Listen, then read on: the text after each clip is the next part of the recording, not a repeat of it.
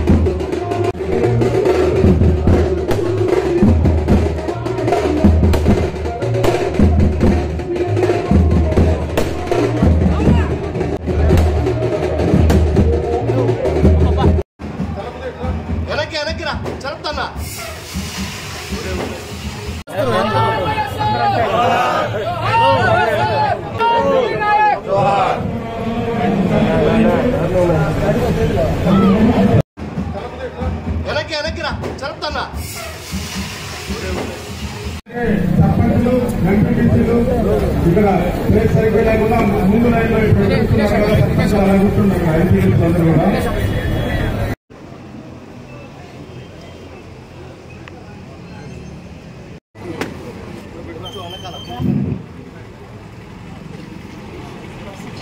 ఈరోజు భారతదేశం ప్రపంచ దేశాలన్నీ కూడా మోడీ గారిని మెచ్చుకుంటా ఉన్నాయి.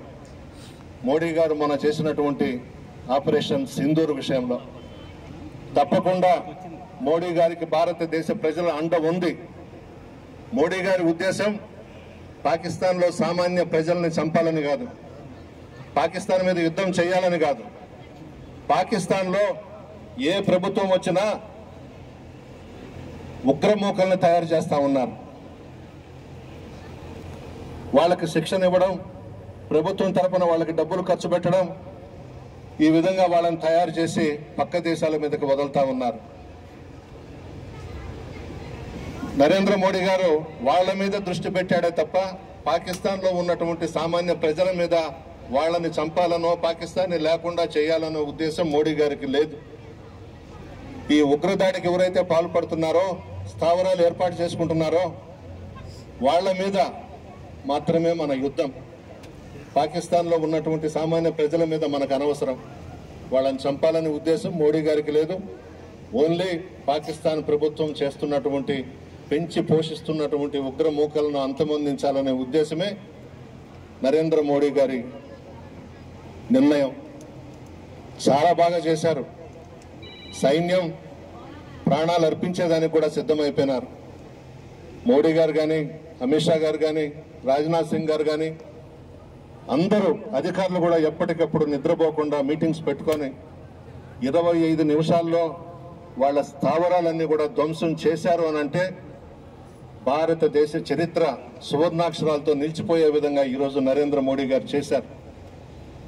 అటువంటి వ్యక్తి ఖచ్చితంగా 20 సంవత్సరాలు ఈ రాష్ట్ర దేశాన్ని పరిపాలించాలి, ప్రధానమంత్రిగా ఉండాలని కోరుకుంటున్నాను మనస్ఫూర్తిగా.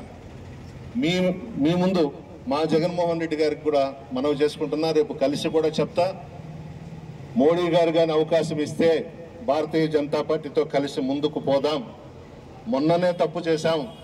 24లో వాళ్ళు ఎదురు చూసింది వాస్తవంగానైతే మనం వాళ్ళతో ముందుకు పోకుండా వెనకడుగు వేసి ఉంటే మనం చేసింది తప్పే. ఎందుకు వెళ్ళకూడదు భారతీయ జనతా పార్టీతో? 5 సంవత్సరాలు ప్రతి బిల్లుకి సపోర్ట్ చేశాం రాజ్యసభలో, పార్లమెంట్లో. మోడీ గారు ఏమడిగితే అది చేశారు జగన్మోహన్ రెడ్డి గారు. ఎలక్షన్స్ వచ్చే తల్లికి దూరం అయిపోయినాం. మోడీ గారు ఒక మాట ఇస్తే కట్టుబడి ఉంటాడు. మోడీ గారికి, అమిత్ షా గారికి చంద్రబాబు నాయుడు గారి మీద నమ్మకం లేదు. ఇదే చంద్రబాబు నాయుడు మోడీ గారి గురించి, మోడీ గారి భార్య గురించి నిండు శాసనసభలో ఏ విధంగా వ్యంగ్యంగా మాట్లాడాడో అన్ని ఛానల్స్ లో మనం చూసాం.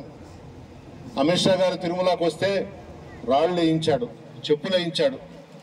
మోడీ గారు గుజరాత్ ముఖ్యమంత్రిగా ఉన్నప్పుడు అక్కడేదో అల్లల్లో జరిగితే మోడీ గారిని ఉరిదీయమన్నాడు, హైదరాబాద్లో అడుగు పెట్టనివ్వనన్నాడు.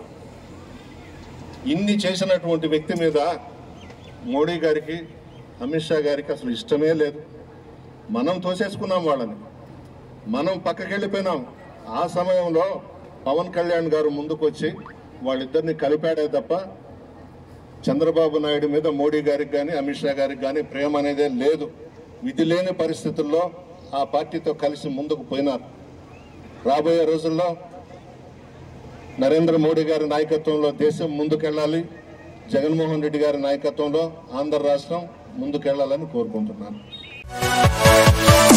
మా వీడియోస్ కనుక నచ్చినట్లయితే లైక్ అండ్ షేర్ చేయండి. మరిన్ని వీడియోస్ కోసం మా ఛానల్